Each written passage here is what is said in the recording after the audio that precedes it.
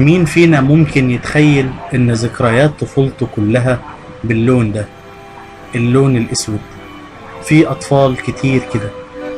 ان شاء الله هنحاول نرسم على وشوشهم بسمة بلعبة بسيطة، او نرسم لهم قصة على كل حيطة،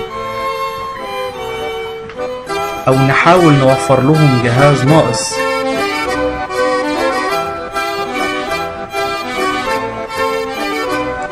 او نشتري لهم علاج غالي. يمكن ساعتها نقدر نسيب لهم ذكرى غير انهم اطفال مرضى السرطان.